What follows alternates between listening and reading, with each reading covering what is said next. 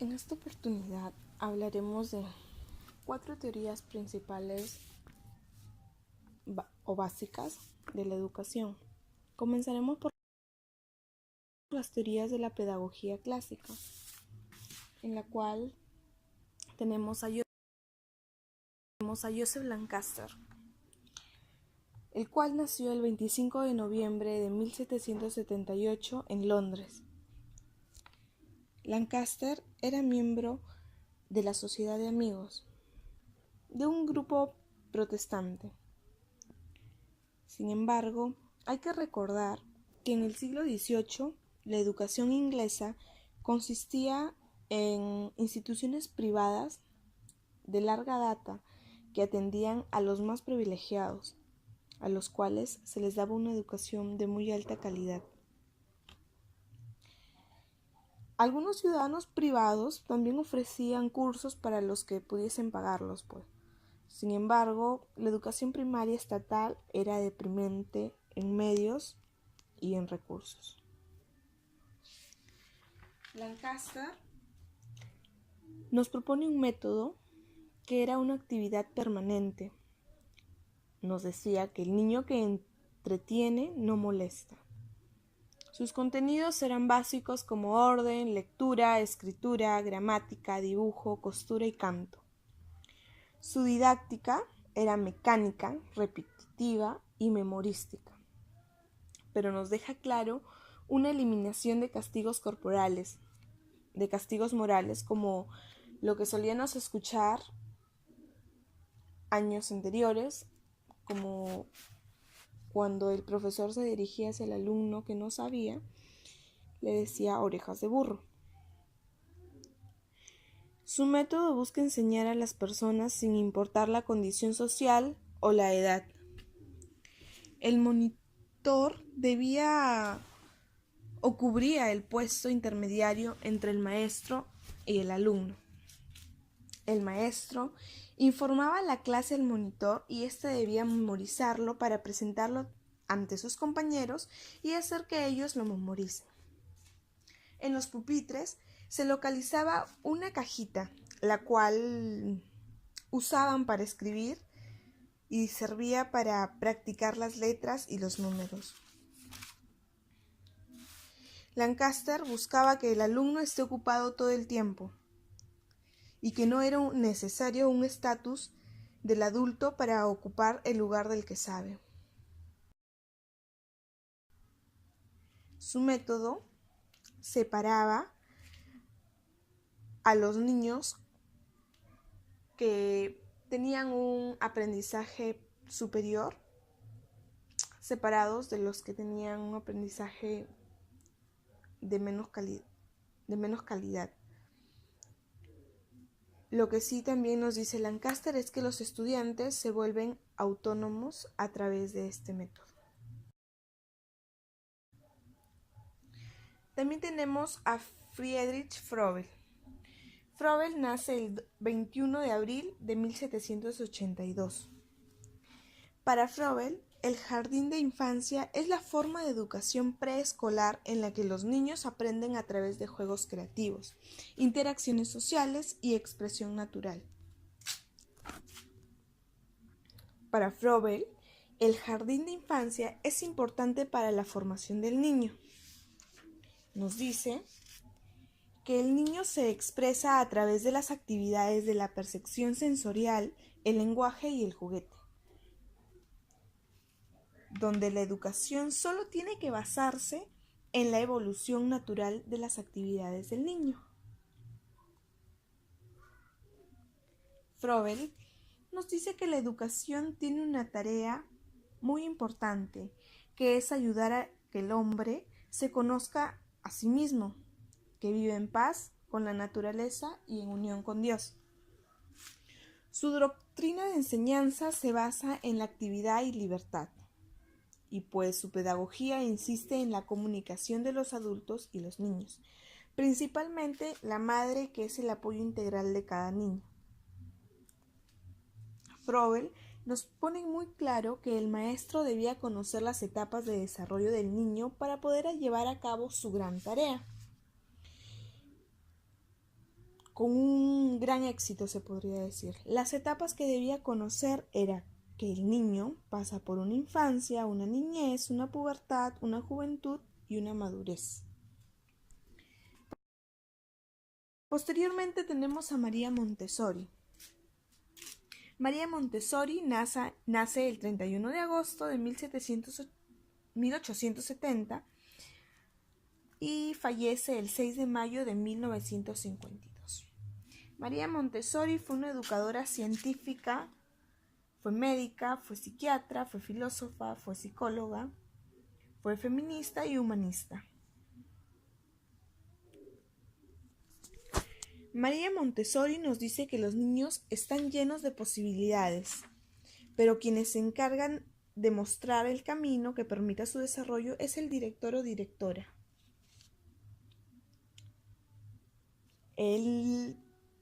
Los cuales deben creer en la capacidad de cada niño, respetando los distintos tiempos de desarrollo, lo cual permite integrar en un mismo grupo a los niños deficientes con el resto.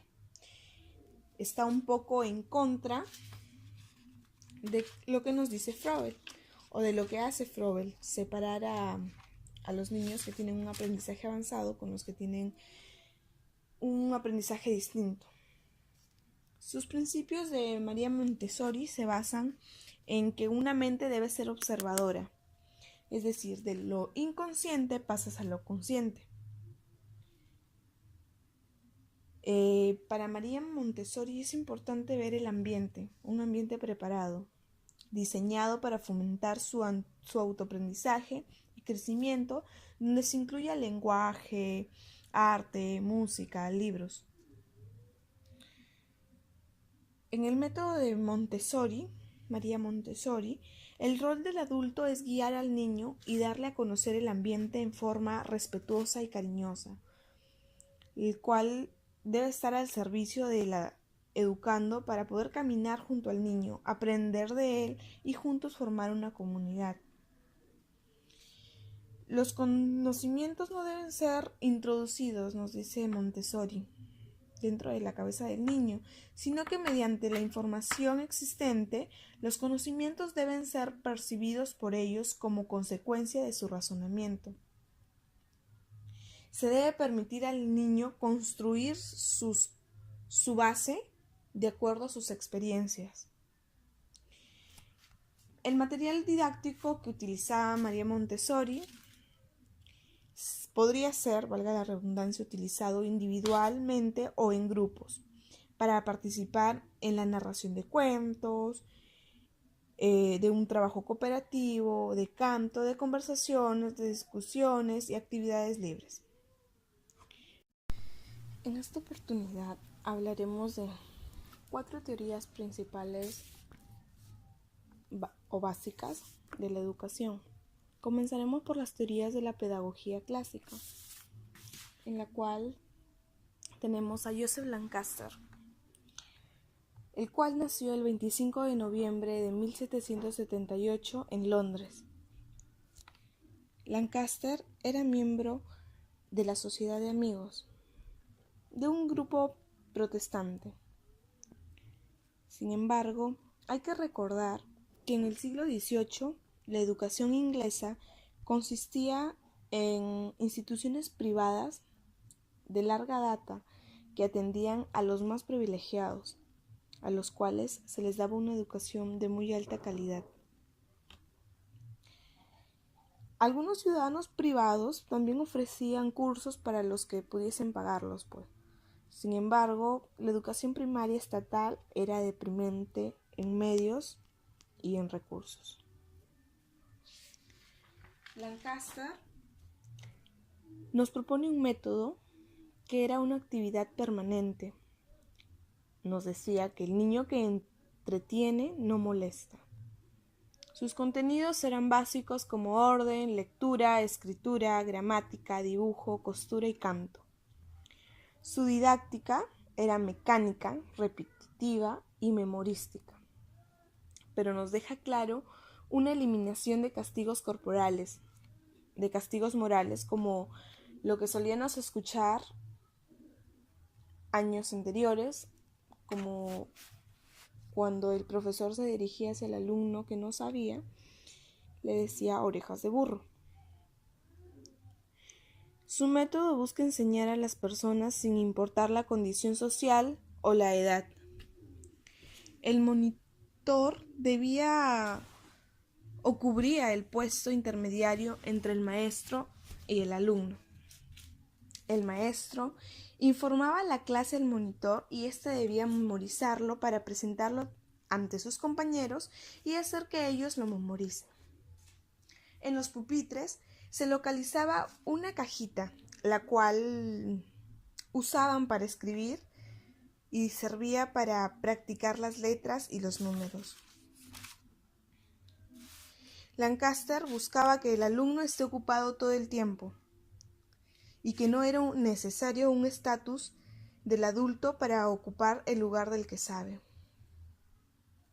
Su método separaba a los niños que tenían un aprendizaje superior, separados de los que tenían un aprendizaje de menos calidad.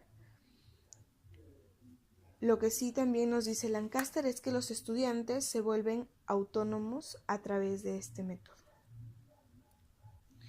También tenemos a Friedrich Froebel.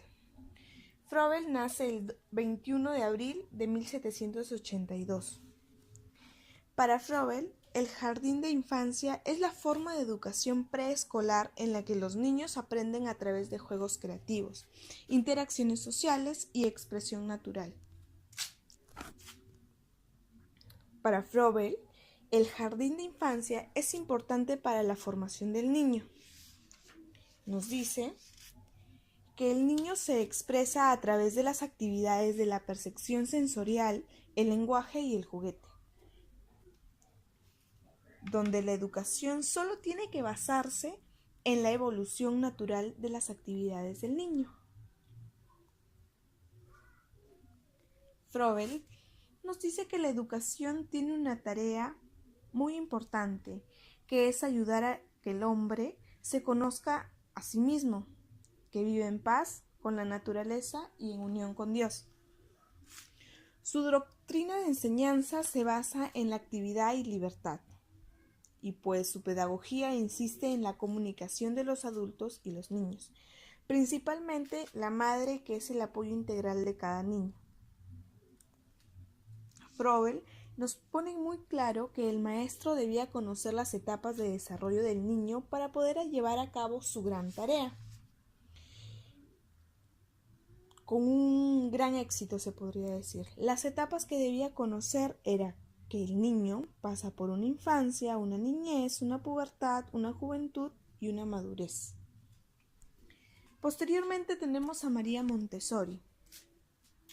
María Montessori nace el 31 de agosto de 1870 y fallece el 6 de mayo de 1952. María Montessori fue una educadora científica, fue médica, fue psiquiatra, fue filósofa, fue psicóloga, fue feminista y humanista. María Montessori nos dice que los niños están llenos de posibilidades, pero quienes se encargan de mostrar el camino que permita su desarrollo es el director o directora.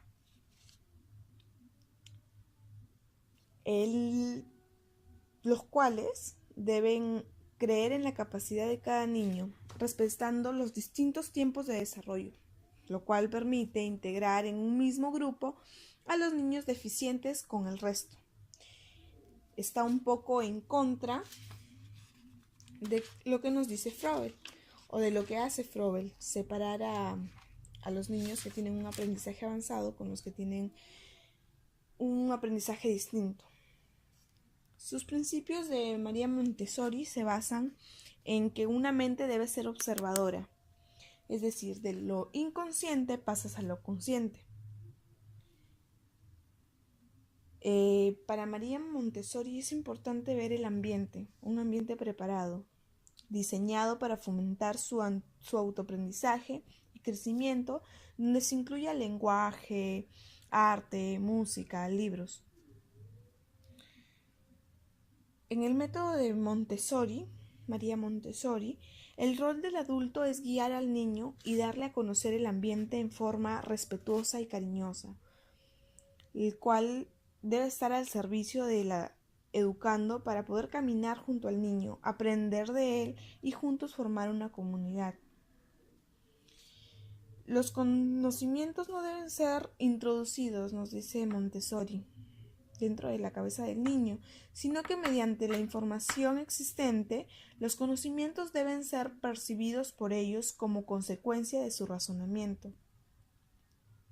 Se debe permitir al niño construir su base de acuerdo a sus experiencias. El material didáctico que utilizaba María Montessori podría ser, valga la redundancia, utilizado individualmente o en grupos para participar en la narración de cuentos, de un trabajo cooperativo, de canto, de conversaciones, de discusiones y actividades libres. María Montessori nos deja muy en claro que la labor del maestro se basa en guiar y ayudar a cada niño de acuerdo a sus necesidades. Luego tenemos a Juan Enrique Pestalozzi, que procede de una familia de largo abolengo. Fue un hijo de un médico y nieto de un pastor. Pestalozzi nació en Zúrich, Suiza, el 12 de enero de 1746. Pestalozzi señala que la sabiduría humana es la que se revela por las necesidades de nuestra situación y las cuales fortalece y forma nuestra capacidad de acción. Y la dirección espiritual que provoca es simple y mira firmemente las cosas. Pestalozzi creía que la solución a las contradicciones y a la pobreza en la sociedad se debían buscar en una buena educación. El verdadero objetivo del maestro para Pestalozzi era formar un hombre moral, un hombre con muy buena moral. También nos dice y deja en claro que para cada enseñanza había una metodología. Se basa en principios como la educación elemental. Debía partir de la observación a las experiencias, los intereses y actividades educativas. Y también nos dice que la educación física, el medio de fortaleza y resistencia corporal. Para Pestalozzi, el núcleo fundamental de la educación era la familia. El camino que debía seguir la educación en este método era ser instintivo. Se encarga la familia de ser social, del cual se encarga el Estado o la escuela, y de ser moral, de lo que se encarga la humanidad. Lo más importante en este método era motivar al niño a aprender y permitirle satisfacer sus necesidades de curiosidad y experimentar el placer de descubrir cosas que le interesen a él mismo. Para Pestalozzi, la educación debía conseguir un fin a partir de situaciones reales de las circunstancias inmediatas del hombre. Y nos dice que la mejor educadora era la madre. También en la pedagogía clásica tenemos a Juan Jacobo Rousseau, quien nació en 1712 y falleció en el año 1778. Rousseau plantea que enseñar por el interés natural del niño es lo mejor y nunca por el esfuerzo artificial. La educación activa o autoactiva es la ventaja de aprender por nosotros mismos, pues no debemos de acostumbrarnos a una servil sumisión a la autoridad de los demás. Para Rousseau, la educación debe tener un lugar dentro de la naturaleza para que el potencial del niño pueda desarrollarse según el ritmo de la naturaleza. Todas las características de la enseñanza y del método de Rousseau es formar al hombre, lo tienen como primera tarea. Lo segundo es formar al ciudadano. ¿Por qué? ¿Y por qué se separan estas dos tareas? Porque Rousseau nos dice que no se puede formar a un hombre y a un ciudadano al mismo tiempo. Nos dice que los niños deben ser educados a través de sus intereses y no por la estricta disciplina. El niño, por medio de sus necesidades, conoce el mundo que lo rodea. Define la observación y experimentación como el camino de la aprehensión del mundo en el que existe. Para Rousseau, el amor propio y al prójimo, la razón y la libertad proveen al hombre una verdadera felicidad. Luego tenemos a Célestin Freinet. Célestin Freinet nace en los Alpes de Francia, donde fue pastor. Este hecho provocó que él siempre esté en contacto con la naturaleza, con la tierra y con la gente en el seno de una familia muy humilde. Célestin Freinet introdujo la imprenta en la escuela e inició un movimiento en ámbito nacional mediante sus artículos en la prensa profesional y política y su participación en los congresos internacionales de la nueva educación o escuela nueva. Para Freinet, la expresión era una composición oral y escrita conformada con los temas y planteamientos con los niños, donde dichos textos eran provenientes de su misma realidad. Su principal objetivo de Freinet fue innovar en el aula y crear al mismo tiempo un movimiento, un instrumento de material educativo indispensable para generalizar sus conceptos y prácticas. Freinet para él, la imprenta era la técnica por excelencia, la que materializaba el pensamiento y la comunicación escrita. Su pedagogía se centró en el trabajo cooperativo y metodológico. Se interesó por renovar la escuela, los maestros, el ambiente y la función esencial de los niños. Su escuela para Freinet era pública, popular, una escuela para el pueblo, para las clases trabajadoras, que sea democrática y participativa. Freinet nos dice que la verdadera educación debía surgir dentro de la misma escuela, impidiendo que le imponga el poder capitalista.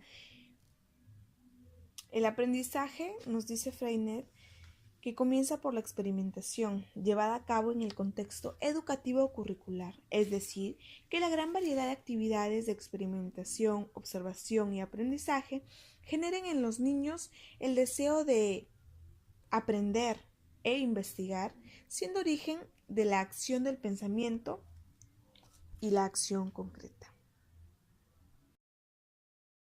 María Montessori nos deja muy en claro que la labor del maestro se basa en guiar y ayudar a cada niño de acuerdo a sus necesidades. Luego tenemos a Juan Enrique Pestalozzi, que procede de una familia de largo abolengo.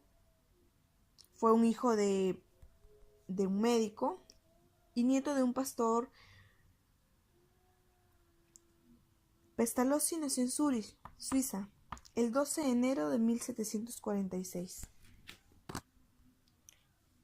Pestalozzi señala que la sabiduría humana es la que se revela por las necesidades de nuestra situación y las cuales fortalece y forma nuestra capacidad de acción. Y la dirección espiritual que provoca es simple y mira firmemente las cosas. Pestalozzi cree creía que la solución a las contradicciones y a la pobreza en la sociedad se debían buscar en una buena educación.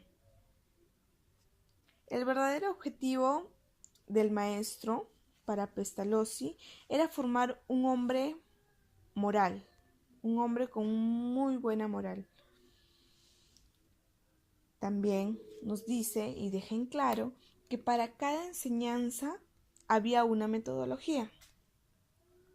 Se basa en principios como la educación elemental. Debía partir de la observación a las experiencias, los intereses y actividades educativas. Y también nos dice que la educación física, el medio de fortaleza y resistencia corporal. Para Pestalozzi, el núcleo fundamental de la educación era la familia. El camino que debía seguir la educación en este método era ser instintivo. Se encarga la familia de ser social, del cual se encarga el Estado, la escuela, y de ser moral, de lo que se encarga la humanidad. Lo más importante en este método era motivar al niño a aprender y permitirle satisfacer sus necesidades de curiosidad y experimentar el placer de descubrir cosas que le interesen a él mismo. Para Pestalozzi, la educación debía conseguir un fin a partir de situaciones reales de las circunstancias inmediatas del hombre. Y nos dice que la mejor educadora era la madre. También en la pedagogía clásica tenemos a Juan Jacobo Rousseau, quien nació en 1712 y falleció en el año 1778. Rousseau plantea que enseñar por el interés natural del niño es lo mejor y nunca por el esfuerzo artificial. La educación activa o autoactiva es la ventaja de aprender por nosotros mismos, pues no debemos de acostumbrarnos a una servil sumisión a la autoridad de los demás. Para Rousseau, la educación debe tener un lugar dentro de la naturaleza para que el potencial del niño pueda desarrollarse según el ritmo de la naturaleza. Todas las características de la enseñanza y del método de Rousseau es formar al hombre, lo tienen como primera tarea. Lo segundo es formar al ciudadano. ¿Por qué? ¿Y por qué se separan estas dos tareas? Porque Rousseau nos dice que no se puede formar a un hombre y a un ciudadano al mismo tiempo. Nos dice que los niños deben ser educados a través de sus intereses y no por la estricta disciplina. El niño, por medio de sus necesidades, conoce el mundo que lo rodea.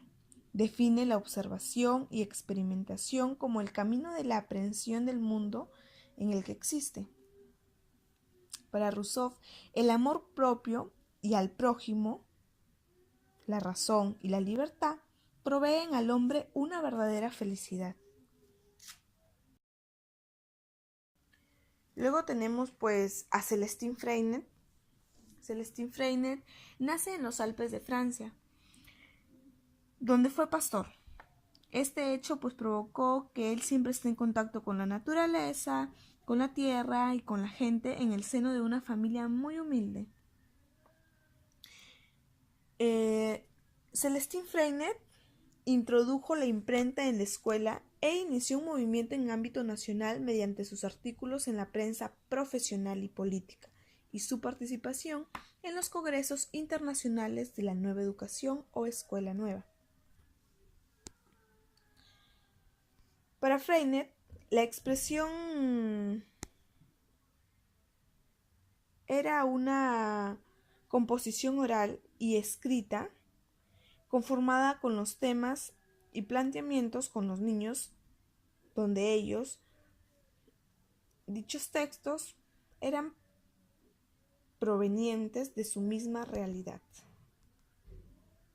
Su principal objetivo de Freinet fue innovar en el aula y crear al mismo tiempo un movimiento, un instrumento de material educativo indispensable para generalizar sus conceptos y prácticas.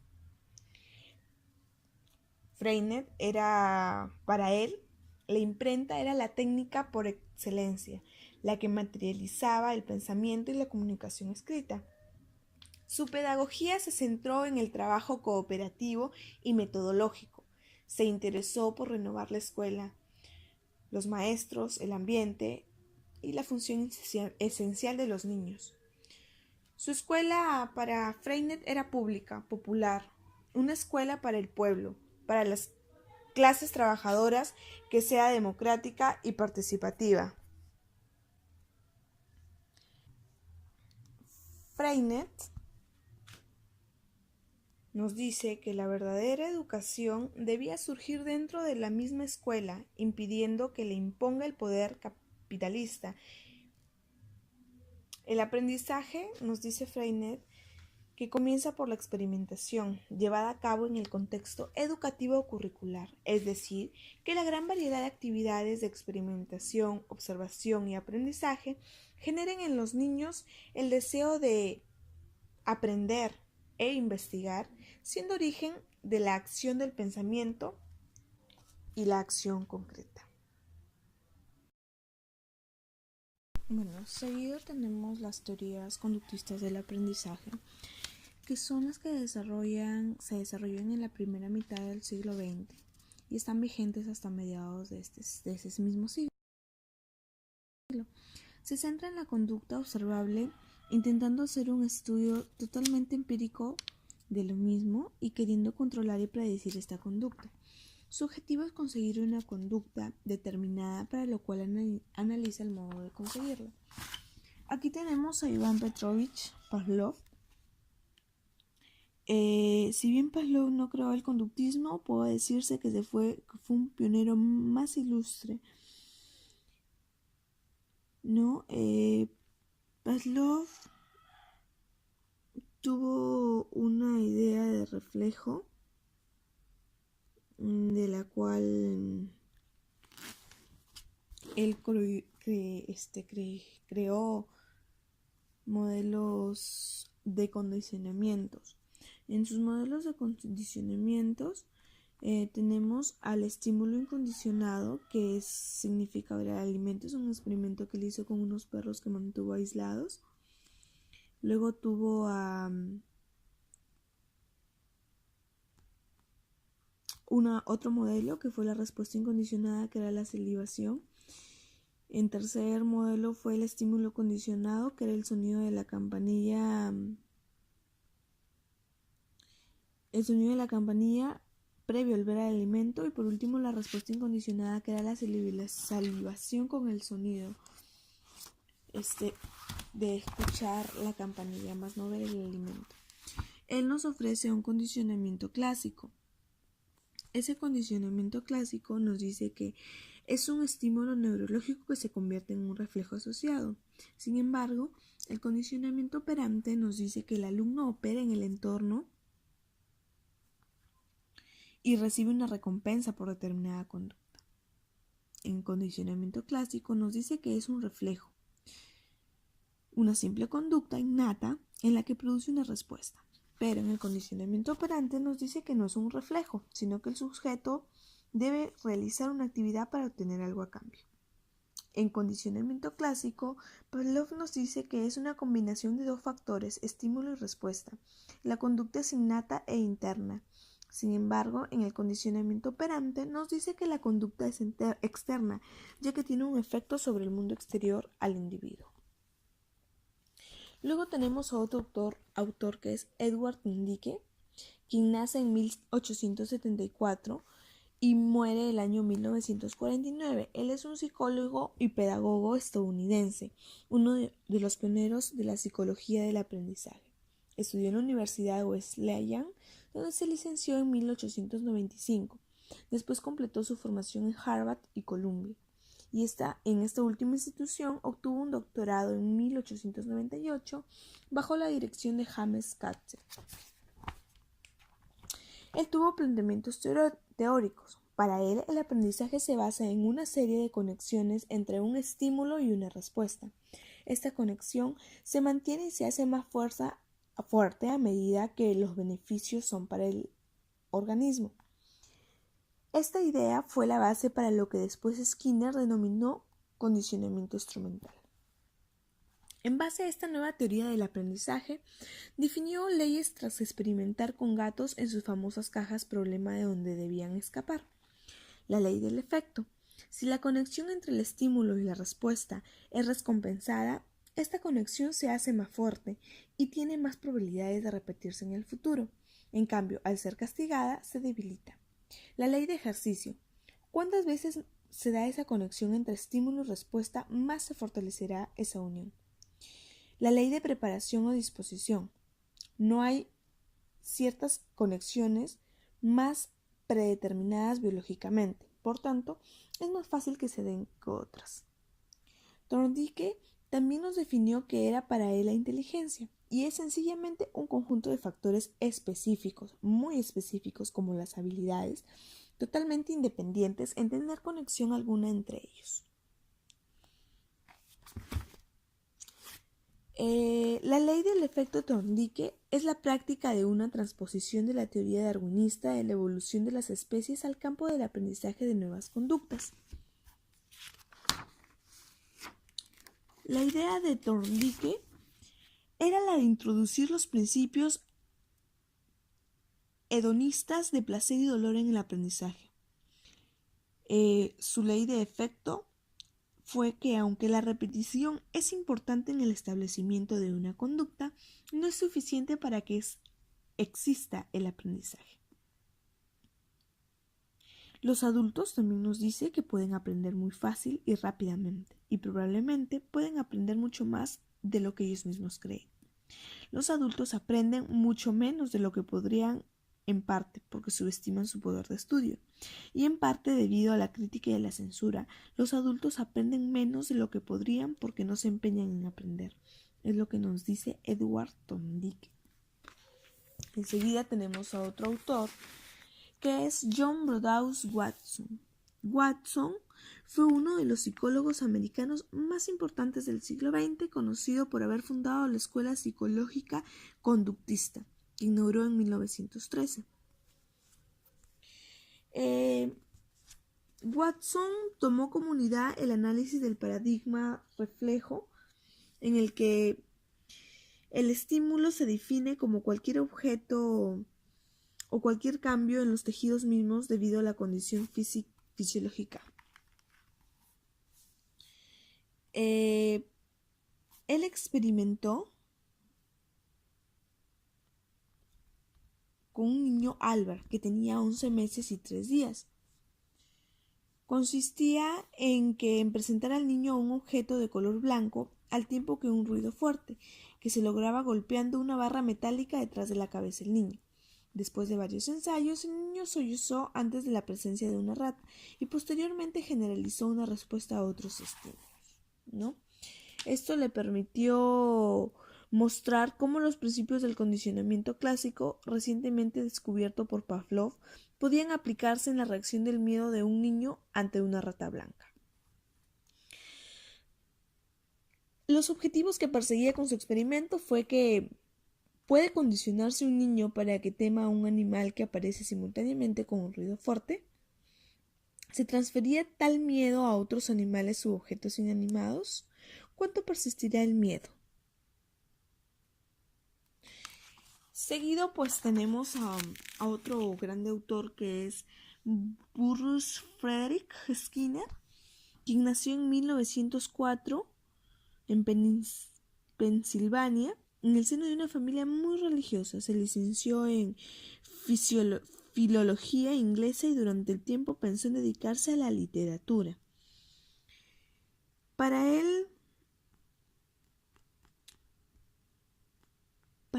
nos dice pues que tiene planteamientos teóricos, donde nos dice que según los conductistas, todas las actitudes, por más complejas que sean, se pueden ser analizadas por partes elementales y nos da un principio de reforzamiento, ¿no? Nos da un principio de reforzamiento donde explica la forma en que los actos pasados de un individuo producen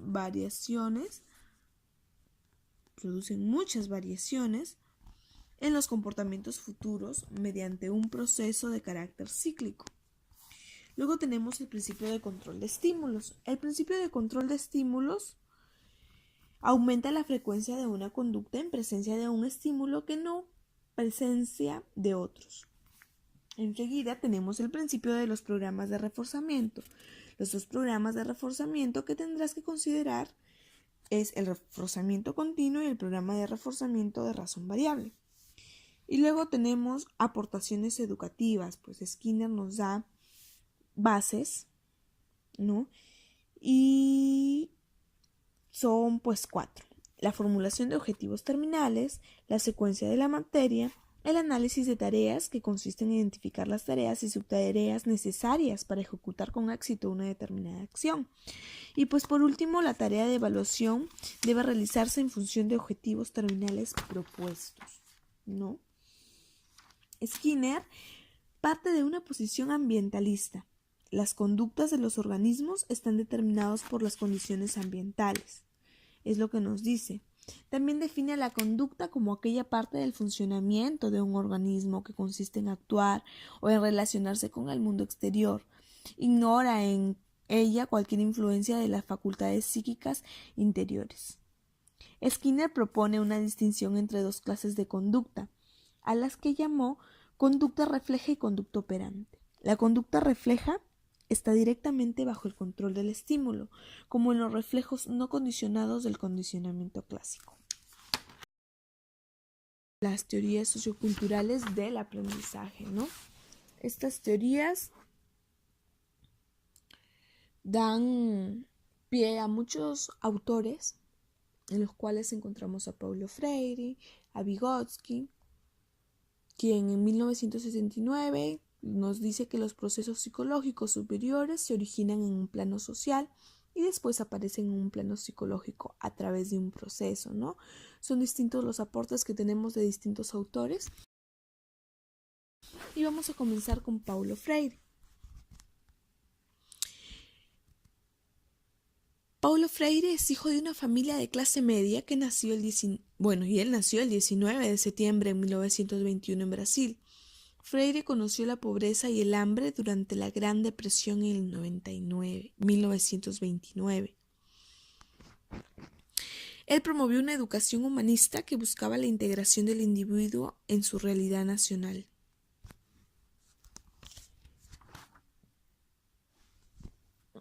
Él entendió el proceso de alfabetización como un proceso emancipatorio y sociocognitivo.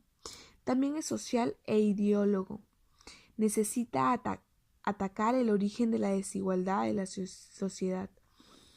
El método Paulo Freire tiene como objetivo la formación de una conciencia crítica, es decir, la concientización. La transformación radical de la realidad es un esfuerzo por mejorarla, humanizarla y asegurar que hombres y mujeres sean reconocidos como sujetos de su propia historia.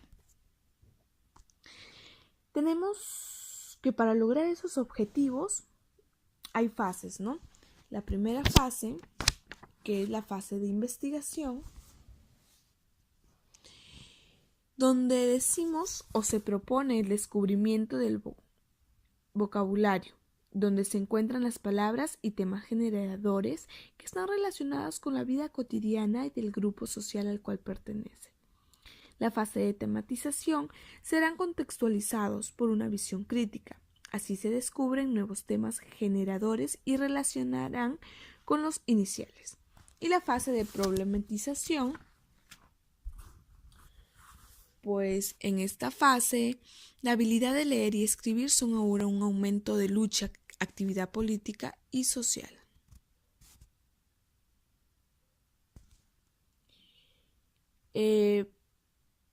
Para Freire, el conocimiento no se transmite, se está construyendo. El acto educativo no consiste en una transmisión de conocimientos, es el goce de la construcción de un mundo común.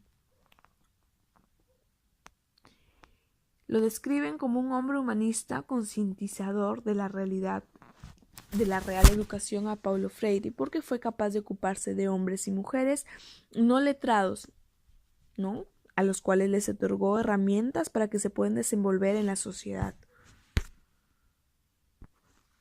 Es lo que nos dice Paulo Freire.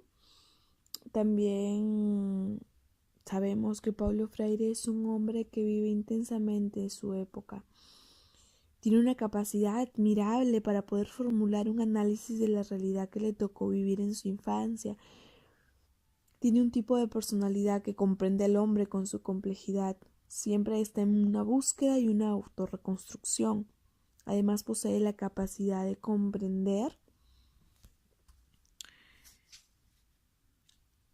que el hombre, a pesar de sus capacidades, no está solo en el mundo. Luego tenemos a la teoría modificabilidad estructural cognitiva de Reuben Feuerstein. La teoría de Reuben explica que el maestro es el principal agente de cambio y transformación de estructuras deficientes de alumnos con dificultades de aprendizaje. Él fue un brillante psicólogo rumano. Empezó con muchos años atrás, cuando era solo un pequeño niño y había accedido gracias a su prodigiosa inteligencia a la lectura. Cuando solo contaba con 3 años de edad, debido a las presiones propias de su religión y su interés cultural de leer la Biblia.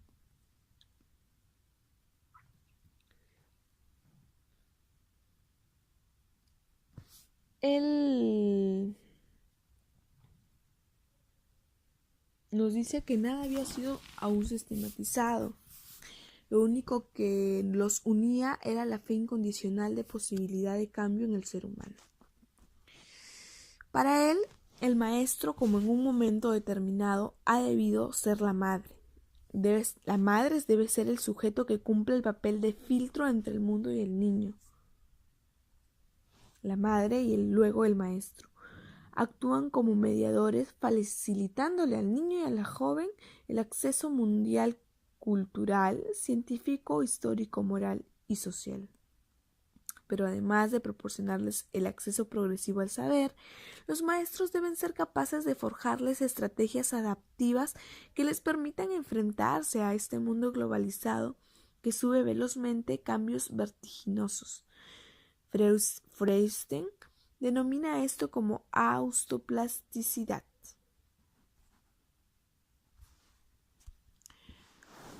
La fundamentación teórica de Reuben parte de su concepción acerca del aprendizaje, que toma con mucha fuerza de Vygotsky. Su concepción acerca del origen de las funciones psíquicas superiores, el papel que juega el mediador humano en la internalización de los aprendizajes y el papel del instrumento tanto en el humano, que es el mediador, como el material que luego va a proponer a lo que será el programa de enriquecimiento instrumental, y por último, en esta teoría de la zona de desarrollo próximo.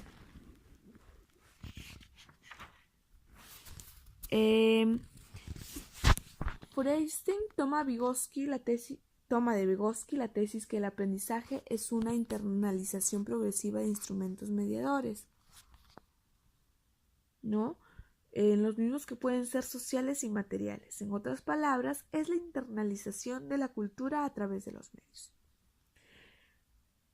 La teoría de desarrollo proximal, que es lo que nos da Freire,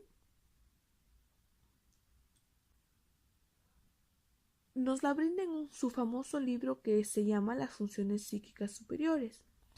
Vygotsky menciona el caso de 2 alumnos a los cuales se les ha evaluado el nivel consciente intelectual mediante una prueba psicométrica. ¿No? Él hace una prueba muy importante, que es la psicométrica. Y pues también nos dice que hay que tomar en cuenta, o él, como lo vengo diciendo, toma en cuenta en sí aportes de Vygotsky. Dedica su parte o gran parte de su vida a la evaluación y al mejoramiento de la inteligencia en sujetos con desventajas socioculturales. Tenemos pues a Vygotsky, del que ya les vengo hablando hace rato, comparando varias teorías con él. Vygotsky plantea un modelo de aprendizaje sociocultural a través del cual sostiene una gran diferencia de Piaget. Él nace en 1896 y muere en el año 1934. Vygotsky considera el aprendizaje como uno de los mecanismos fundamentales, ¿no? Muy fundamentales. La mejor enseñanza para él es la que se adelanta al desarrollo. Él crea la zona de desarrollo próximo, que es la distancia entre el nivel real del desarrollo y el nivel de desarrollo potencial. Para Vygotsky lo podemos tomar y resumir. La zona de desarrollo proximal es la posibilidad de aprender con el apoyo de los demás, pues es fundamental en los primeros años del individuo, pero no se agota con la infancia. Vygotsky representa un gran aporte a la educación, eso no lo podemos negar, dado que permite conocer capacidades y restricciones de los niños en cada edad. La teoría vygotskiana da al estudiante un rol activo en el proceso de aprendizaje, un rol muy activo, y es importante pues complementar los enfoques cognitivos con otros que permitan tener una visión integral del alumno en situación escolar. Él también nos da muchos aportes como el origen del lenguaje. El lenguaje sí es innato o adquirido, donde dicen pues hablan varios personajes, varios autores, donde nos dicen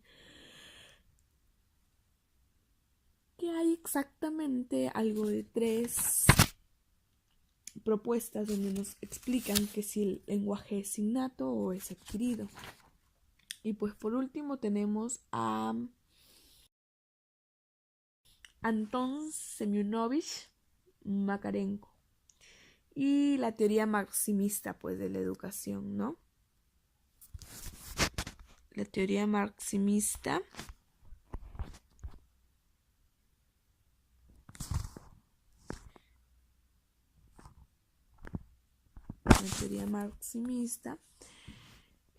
Makarenko fue un pedagogo ruso que nació en 1888 y murió en 1939. Orientó su labor a la reeducación de los niños y jóvenes inadaptados. Su principio fundamental es que la educación es un proceso que se produce con esfuerzo y disciplina y cuyo objetivo es el ejercicio de una socialización eficaz y productiva. Su teoría tuvo características donde dice que la educación no está al servicio de la individualidad, que la educación tiene que estar al servicio del trabajo, que la escuela era definida como una colectividad con una meta común, con la que era producida por una modalidad comunista. Nos dice que el Estado tiene la obligación de dirigir la vida de las personas, ¿no? Tiene objetivos educativos donde orienta su pedagogía a la formación de hombres capaces, a su vez, de ser también constructores activos del comunismo. Establece que cuando se educa a un hombre se debe saber precisamente lo que saldrá de las manos. Características también es su originalidad y es conmovedora su convicción comunista, ¿no? Siendo esta la base primordial de su trabajo pedagogo y a través del enfoque que él da a la educación. Aunque también tiene otras, pues, trabajo. Cuando lo critican, él recibe críticas porque no concuerda muy bien la forma de que este método pretenda separar la escuela con el trabajo. Sin embargo, lo que propone él, se puede crear con lo que se propone él, se puede crear un método único y común que permita que el educando desarrolle una personalidad independiente. Tenemos las teorías humanistas de la educación, ¿no? Estas teorías surgen en la década de los 60 y abarcan no solo la psicología, ¿no? Sino todo el ámbito de las creencias sociales. Los humanistas comienzan por proponer el rescate de las características esencialmente humanas en las personas, como su capacidad para decidir acerca de su propio destino. Aquí tenemos a Carl Rogers, quien nació en el año 1902 y murió en el año 1987. Fue uno de los pioneros de la psicología humanista. Fue también uno de los principales impulsores de las terapias de grupos de encuentros, a los que se han difundido la mayoría de los planes. Él nos dice, cada cual tiene derecho de vivir sus experiencias a su manera y a descubrir en ellas sus propios significados. Rogers señala 3 condiciones fundamentales para el éxito de toda relación humana. Ellas son la autenticidad, la aceptación incondicional y la empatía. Rogers supone que el hombre es bueno por naturaleza. Nos dice que educar directamente resulta perjudicial para el niño. No es válido enseñar o imponer normas o valores al niño, porque eso se llamaría introyectar, y esa es la persona que debe descubrir y elegir sus propios valores. La educación para Rogers es un proceso eminentemente individual, porque las necesidades son individuales. La anormalidad surge por las discrepancias entre el yo real y la percepción del yo. Rogers dice que el hombre actúa de acuerdo con su realidad y creo que en eso sí estamos la mayoría de acuerdo. La sensación orgánica total es más digna de crédito que el intelecto. Nos dice que el alumno aprende lo que resulta significativo, útil, lo que está vinculado con sus necesidades. Solo él conoce sus necesidades, es lo que nos dice este autor, ¿no? Nos dice también que supone Rogers que si dejamos al niño en completa libertad para actuar, sin poner trabas a su desarrollo, todo lo que haga y aprenda siempre estará correcto y será bueno para él. Esto, desde luego, supone ausencia total de restricciones.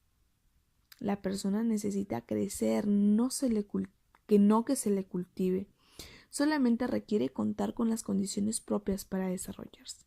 No hay que desarrollar estas fuerzas, debemos permitir que se desarrollen, es lo que básicamente y claramente nos dice Rogers. Para él, el hombre es bueno por naturaleza. La educación no debe ser directiva. Él nos dice que la educación es un proceso inminente individual, porque las necesidades son individuales. Como siguiente autor tenemos a Abraham Maslow, que nace en el año 1908 y muere en el año 1970. Él aportó una visión jerárquica de la motivación de innegable, ¿no? Las necesidades humanas se transfieren de forma jerarquizada, nos pone la teoría del yo. Una de sus teorías, una de sus teorías centrales, pues nos plantea que los seres humanos tienen una innata tendencia a avanzar hacia niveles más altos de salud, creatividad, conocimiento y autorrealización. Este nuevo enfoque que nos da Maslow nos lleva a ver el ser humano como una persona con todo un potencial por desarrollar en beneficio de su vida. Y esas potencialidades son la creatividad, el amor a sí mismo, al prójimo, los valores, el juego, la autoactualización, la trascendencia, la objetividad, las emociones, la identidad y la autenticidad. Nos dice que la persona es la única fuente de información de su ser y de su esencia. Maslow plantea experiencias cumbre. No solo aparecen en el escalón de las necesidades de crecimiento, sino también en el de las necesidades fundamentales. Las experiencias cumbre tienen efectos terapéuticos en el sentido estricto de hacer desaparecer los síntomas. Erik Erikson, con su teoría psicosocial, ¿no? Él nos modifica la teoría de Freud debido en parte a la gran cantidad de experiencias personales, ¿no? Nos modifica y nos dice que la teoría del desarrollo psicosocial es un seguimiento de la personalidad a través de la vida, enfatizando las influencias sociales y culturales sobre el yo en cada uno de los 8 periodos.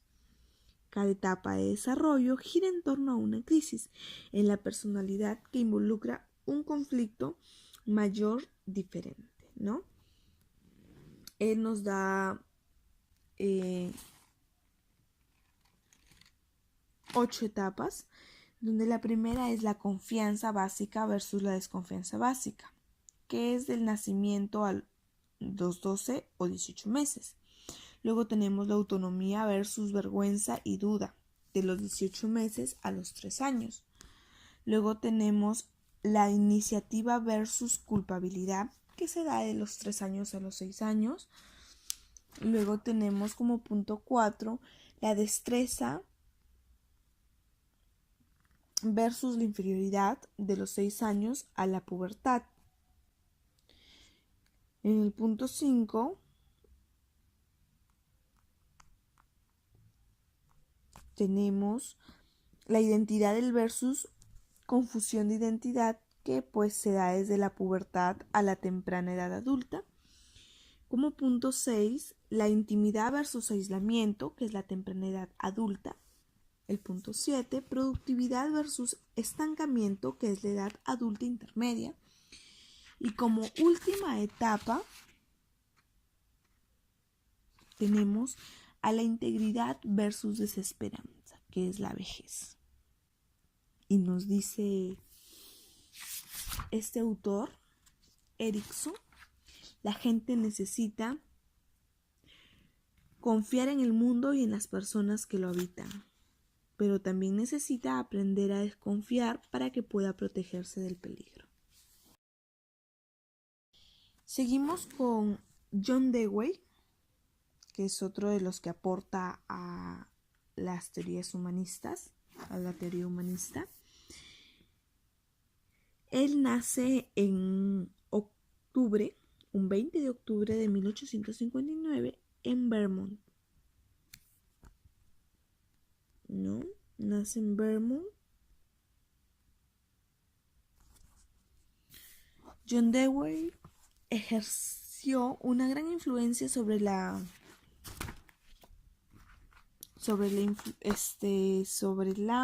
estética y la pedagogía en los Estados Unidos. Fue un fundador de la Escuela de Chicago, ¿no?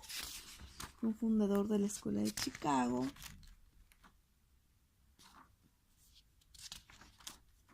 Y pues un gran aportador, ¿no? Un gran aportador aparte de estas teorías. y nos dice pues que una de las ideas de él es que la educación es libre e individual, que en ese entonces llamado progresismo pedagógico, las ideas que propone Dewey son y resultan bastante interesantes si de aplicarlas en nuestro sistema educacional se trata, ¿no?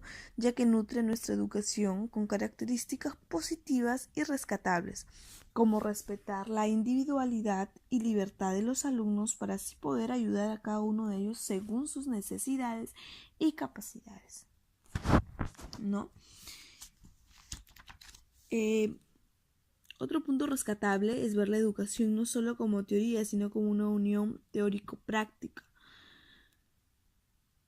Poner la teoría de Dewey, ¿no?, en nuestro sistema educativo actual sería prácticamente imposible por numerosas razones. La primera de ellas es que la cantidad de alumnos que tiene actualmente las salas de clases, las cuales no permiten un conocimiento íntegro y eficiente de cada alumno, sino un conocimiento parcial que permite solo adquirir el saber que está predeterminado para cada nivel escolar. Y así, muchos inconvenientes, ¿no? La parte final de esta breve exposición de las teorías, ¿no? Es una teoría que es importante y olvidé mencionarla. Con tantas teorías y autores, me estaba olvidando. Son las teorías cognitivas de la educación, ¿no?, que es la parte final de esta exposición. Estas teorías se basan en sí en el cognitivismo, donde abandonan la orientación mecanística pasiva del conductismo y concibe al sujeto como procesador activo de la información a través del registro y organización de dicha información, ¿no? Aquí tenemos en primer lugar a David Paul Ausubel y el aprendizaje significativo, ¿no? Ausubel es el factor más importante que influye en el aprendizaje. Es lo que el alumno ya sabe, ¿no?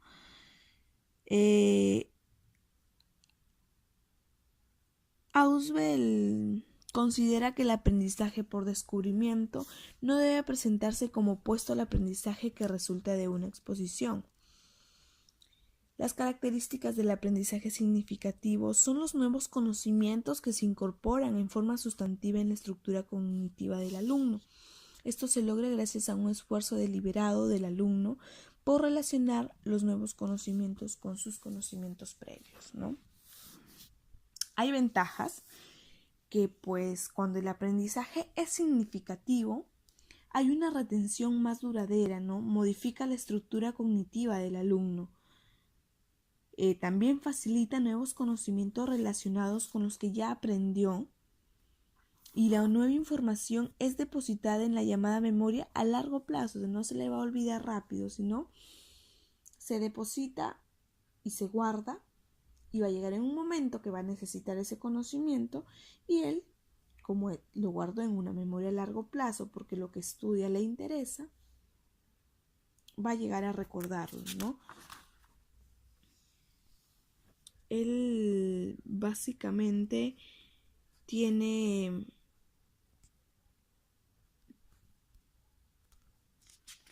muchos aportes, muchas características del aprendizaje significativo, y nos dice que hay muchos requisitos para tener un aprendizaje significativo, ¿no? Nos dice que hay una significatividad lógica del material, una significatividad psicológica del material y una actitud favorable del alumno. Este último punto, el alumno aprende lo que quiere, ¿no?, lo que le parece bien y lo que le interesa. y nos divide su aprendizaje significativo, nos lo divide en aprendizaje de representaciones, de conceptos, de proposiciones. En el de proposiciones nos divide por diferencia cognitiva, por reconciliación integradora y por combinación.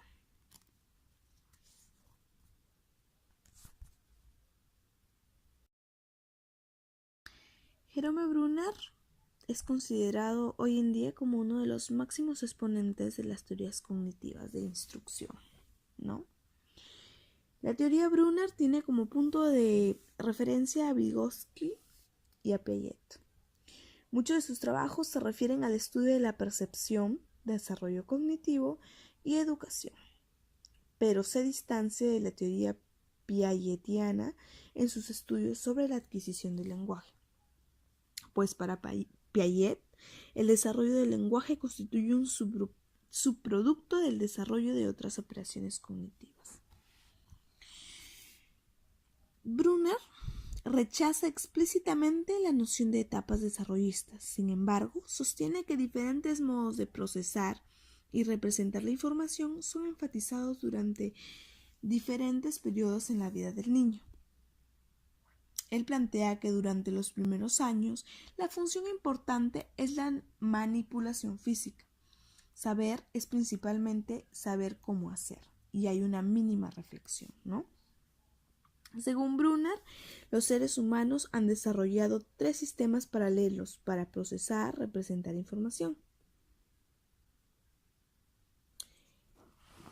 Las condiciones del aprendizaje por descubrimiento que nos plantea nos dice que el ámbito de búsqueda debe ser restringido. Los objetivos y los medios deben estar bastante especificados y ser atrayentes, ¿no? Hay formas de descubrimientos para ese aprendizaje, como el inductivo, que implica la colección y reordenación de datos para llegar a una nueva categoría, ¿no? El descubrimiento inductivo se puede decir que lo subdividió en la lección abierta del descubrimiento inductivo, en la lección estructurada del descubrimiento inductivo. Luego tenemos el descubrimiento deductivo, pues, ¿no? Que implicaría la combinación o puesta en relación de las ideas generales. Ahí tenemos la lección simple del descubrimiento deductivo y la lección de descubrimiento semideductivo y la lección de descubrimiento hipotético deductivo. Luego tenemos el descubrimiento transductivo, ¿no? Que es el pensamiento transductivo, donde el individuo relaciona o compara 2 elementos particulares y advierte que son similares en uno o 2 aspectos. Ahí tenemos la lección de descubrimiento transductivo. Las condiciones del aprendizaje también hay por descubrimiento, ¿no? El ámbito de búsqueda debe ser restringido, es lo que nos dice Jerome Bruner, que los objetivos y los medios estarán bastante especificados, debe contar con conocimientos previos a los individuos deben ser familiarizados con los procedimientos y los individuos deben percibir que la tarea tiene sentido y merece la pena. ¿No?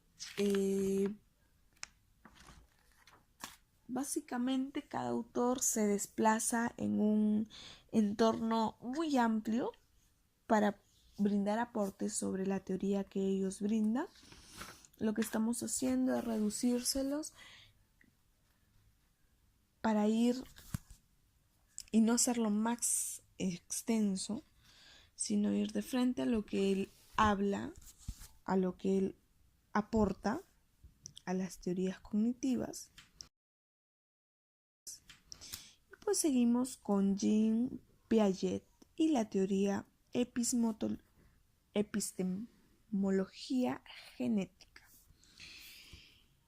Piaget es un psicólogo suizo, fundador de la escuela de una de las figuras más prestigiosas y relevantes de la psicología del siglo XX.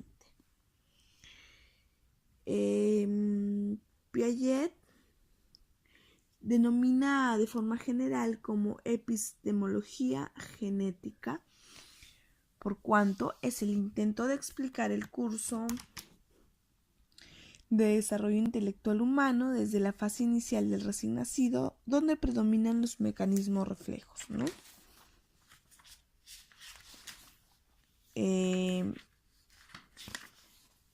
Piaget